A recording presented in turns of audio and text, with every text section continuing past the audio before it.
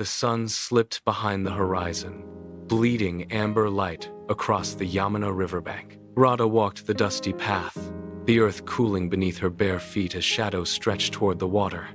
Everything was quiet. The river barely lapped against the mud.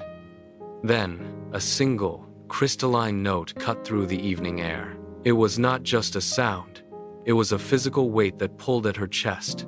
She stopped, her breath hitching, and turned toward the grove. The note held, vibrating in the air long after it should have faded.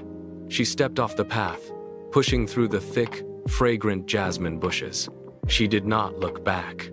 The music acted like a tether, reeling her in with every rhythmic pulse. She navigated by the sound, eyes fixed on the silhouette of the ancient Kadamba tree ahead. Her pace quickened, shifting from a walk to a desperate, focused stride. She reached the edge of the clearing, the leaves trembling in unison with the melody. There, bathed in the last fading light, stood the source of the pull. Krishna stood beneath the canopy, the bamboo flute still pressed to his lips. His fingers moved with rhythmic precision, weaving a final, lingering note that seemed to anchor the very air. As the sound dissipated into the evening, he lowered the instrument and turned his gaze toward Radha. "Without you, this melody can never be complete," he said. Radha stepped forward, her hands reaching out to press against the rough, ancient bark of the tree. She looked up, her voice barely a whisper. "Your flute always brings me back to my own heart."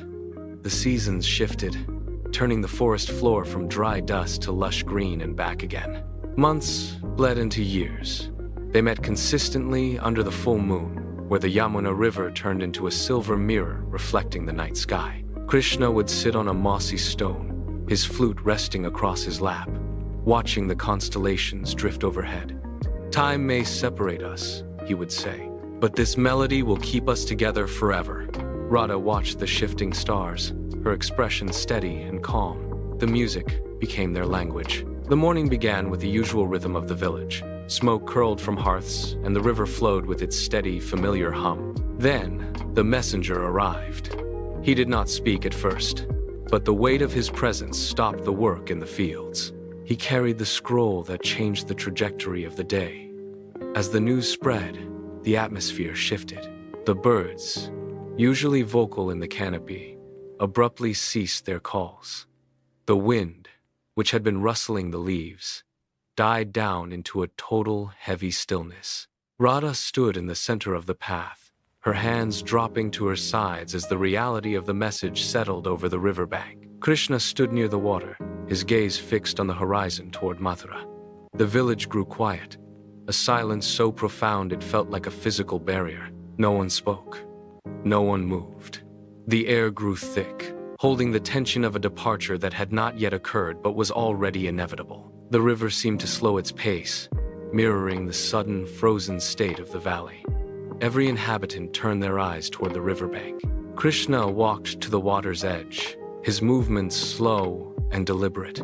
He stopped where the riverbank met the reeds and raised the bamboo flute to his lips. The first note did not just sound. It cut through the heavy, stagnant air of the valley. It was a mournful, soaring tune that climbed high, echoing off the distant hills and vibrating against the surface of the Yamuna. Radha stood at the water's edge, her hands clasped so tightly, her knuckles turned white. She did not look away. She watched the way his fingers moved, the way his chest rose and fell with the rhythm of the song. The melody was a physical presence, a bridge being built across the distance that was about to open between them. It was a song of departure, yet every cadence held the weight of a promise. She stood perfectly still, closing her eyes to capture the exact pitch and interval of every note. The music became a map in her mind, a sequence of sounds she would carry, long after the physical player was gone. As the tune reached its final, lingering vibration, she memorized the silence that followed. The melody faded into a faint hum, then vanished, but the vow remained etched in the air between them. She did not follow him. She stood rooted in the earth, holding the song within her. Years carved deep lines into the bark of the Kadamba tree. twisting its branches into a gnarled, ancient shape. The riverbank changed, yet the habit remained. On quiet evenings, villagers paused their work, their eyes drifting toward the water. They saw Radha standing in the same spot, her head tilted, her posture rigid as stone. She was listening. There was no flute, no physical musician, and no visible source of sound.